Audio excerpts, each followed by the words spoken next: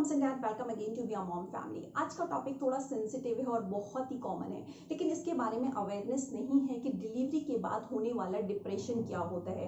इसकी अलग अलग स्टेजेस है, like postpartum blues, postpartum depression, postpartum साइकोसिस। इनका नाम अलग अलग इसलिए है क्योंकि इनके सिम्टम्स की इंटेंसिटी कितनी है उसको देखते हुए इनका नाम अलग अलग रखा गया है।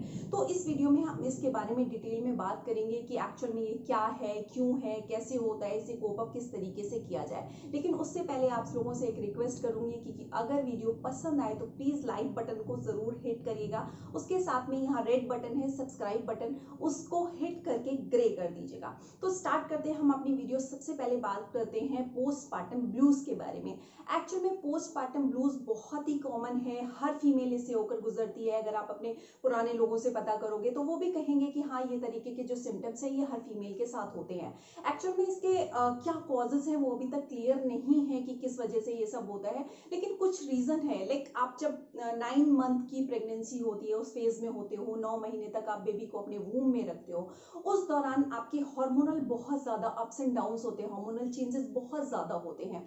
तो कहीं ना कहीं एक ऐसा वीक भी आता है, कुछ लाइक 34 से 36 वीक्स ऐसा होता है कि आप सोचने लगते हो पता नहीं मेरी डिलीवरी होगी तो मैं बचूंगी या नहीं बचूंगी, कि मैं जो है अपने बेबी को केयर कर पाऊंगी नहीं कर पाऊंगी, या फिर आपकी फाइनेंशियल कंडीशन किस तरीके की है, आपके हस्बैंड एंड वाइफ के रिलेशन किस तरीके से हैं, या फिर आपका फर्स्ट बेबी है उसमें ज्यादातर आप बहुत ज्यादा स्ट्रेस आउट रहते हो कि क्या होगा, कैसे होगा, किस तरीके से ये जर्नी जाएगी, आपको वॉमिट लगातार हुए जा रही है, ठीक है। उसके साथ आपके बॉडी में बहुत ज्यादा चेंजेस आ रहे हैं, आप एकदम फैट होने लगे हो, आपको कभी कहीं पेन हो रहा है, कभी कहीं पेन हो रहा है, आप समझ नहीं पा रहे हो आपके साथ में क्या क्या चल रहा है। इसके साथ में कभी कभी लाइक आपके पहले बेबी गर्ल है, ठीक है, उसके साथ में आप सोच रहे हो पता नहीं मेरा बेबी बॉय होगा या मेरा बेबी गर्ल होगा, या फिर आपके बैग से लाइक आपकी फैमिली से आपके पास प्रेशर है कि हमें बेबी बॉय चाहिए, या फिर आप भी इस तरीके का कुछ सोच रहे हो। तो ये सारी चीजें आपके दिमाग में चल रही होती है।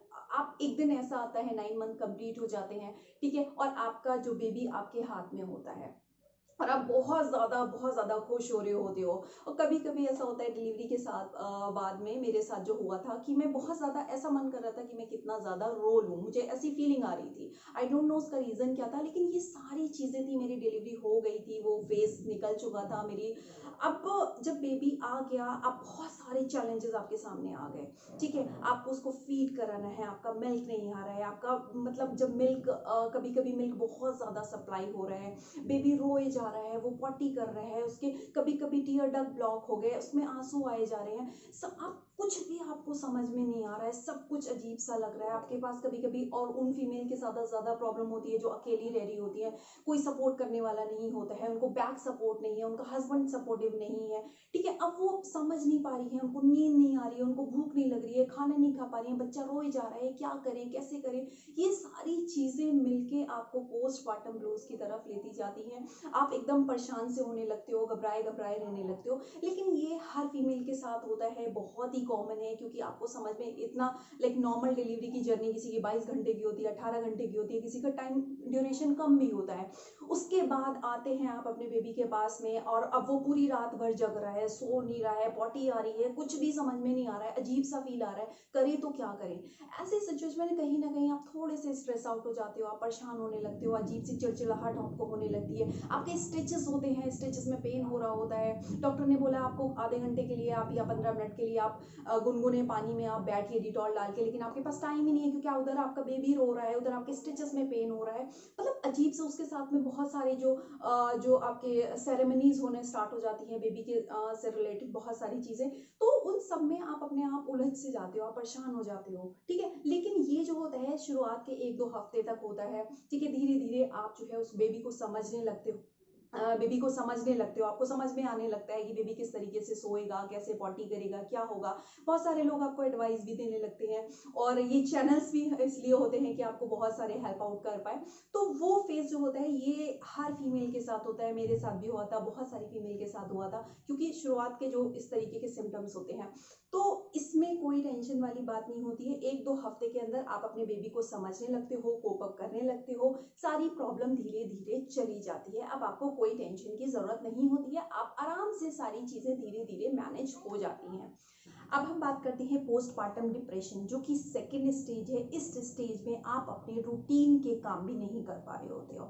आपको ऐसा फील आने लगता है कि मैं अपने बेबी की केयर नहीं कर पाऊंगी, कहीं मैं मर ना जाऊं, कहीं मेरे बेबी को कुछ ना हो जाए, ठीक है। और आप सोशल डिस्टेंसिंग आपको होने लगती है, आप अलग अलग थलग से रहने लगते हो, आपको रोना आने लगता है, आपको हर बात पे चिड़चिड़ाहट होने लगती है, आपको गुस्सा बहुत जल्दी आ रहा है, आपको कोई छोटी सी बात भी कह दे रहा है आपको एकदम इरिटेशन हो जा रहा है, आप चिढ़ जा रहे हो। तो ये सारे सिम्टम्स अगर आपके साथ हो रहे हैं तो उस वक्त आपको अलर्ट होने की ज़रूरत है।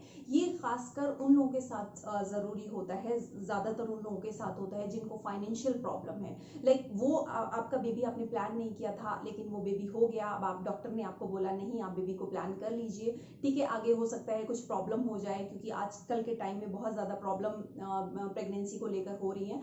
तो आपने बेबी प्लान तो कर लिया बट आप उससे खुश नहीं हो, और बेबी आ गया, आपकी फाइनेंशियल कंडीशन साउंड नहीं है या कुछ ऐसा हो गया, क्राइसिस हो गई किसी तरीके से, ठीक है, उस दौरान ये सारी प्रॉब्लम्स आपके साथ आती हैं। या फिर आपका हस्बैंड सपोर्टिव नहीं है, या फिर आपकी जो बेबी बॉय चाहिए था, आपके पास फैमिली प्रेशर है कि हमको बेबी बॉय चाहिए लेकिन आपकी बेबी गर्ल हो गई है, तो हस्बैंड भी सपोर्टिव नहीं है। अभी जो लोग आपके साथ 2 हफ्तों तक थे, लाइक जो आपकी डिलीवरी हुई उस बात बहुत सारे लोग आते हैं आपकी हेल्प करने के लिए, वो भी जा चुके हैं, अब आप एकदम अकेले हो गए हो, बच्चा रो रहा है, समझ नहीं आ रहा है, आपको ऐसा फील आ रहा है कि मुझसे कुछ नहीं हो पाएगा, ठीक है, मैं उसको हार्म कर सकती हूँ, आप उसको देखे जा रहे हो, वो रो जा रहा है और आपको कुछ समझ में नहीं आ रहा है। ये सारे अगर सिम्टम्स आपको अगर दिखाई दे रहे हैं तो आपको इमीडिएटली डॉक्टर से कंसल्ट करने की ज़रूरत है कि इस तरीके के सिम्टम आपके साथ हो रहे हैं। जो भी आपके डॉक्टर आपको सजेस्ट करते हैं, कुछ मेडिसिन देते हैं, तो वो उनके सजेशन के अकॉर्डिंग आप उसको फॉलो कीजिए,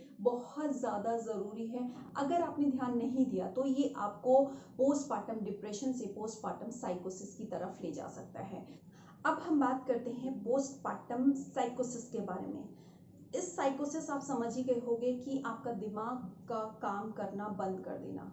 उस वक्त आप एक्चुअल में बेबी को सिर्फ सोच ही नहीं रहे हो कि आप उसको हार्म पहुंचा दोगे, आप एक्चुअल में उसको हार्म पहुंचा रहे हो, उसको मार रहे हो, ठीक है। और कभी कभी तो ऐसा होता है कि फीमेल्स जो होती हैं इतना गुस्सा में हो जाती हैं कि अपने बेबी को मार तक देती हैं, उनको पता ही नहीं हो रहा होता है कि उनके साथ हो क्या रहा है, उनको समझ में नहीं आ रहा होता है, उनका दिमाग उनके अंडर कंट्रोल में होता ही नहीं है, वो एक्चुअल में उसको इतना हार्म पहुंचा देती हैं, उसको मार भी डालती हैं, ठीक है। तो ये कंडीशन बहुत ही ज़्यादा डेंजरस होती है, वो अपने आप को भी हार्म पहुंचा रही है, अपने बेबी को भी हार्म पहुंचा रही है। ये ज़्यादातर उन फीमेल्स के साथ होता है जो कि अंडर एज लाइक 18 साल की हैं, 16 साल की हैं, 17 साल की हैं, वो सारी चीज़ों को कोप अप नहीं कर पा रही होती हैं, वो समझ नहीं पा रही होती हैं, एडजस्ट नहीं कर पा रही होती हैं, या फिर उनकी जो होती है कुछ मतलब डिप्रेशन की कुछ हिस्ट्री ऐसी रही है, ठीक है, कि उनको ऐसी ज़्यादा प्रॉब्लम होती है तो वो ये सारी हरकत कर सकती हैं। या फिर किसी को फाइनेंशियल क्राइसिस है, फाइनेंशियल प्रॉब्लम बहुत ज़्यादा है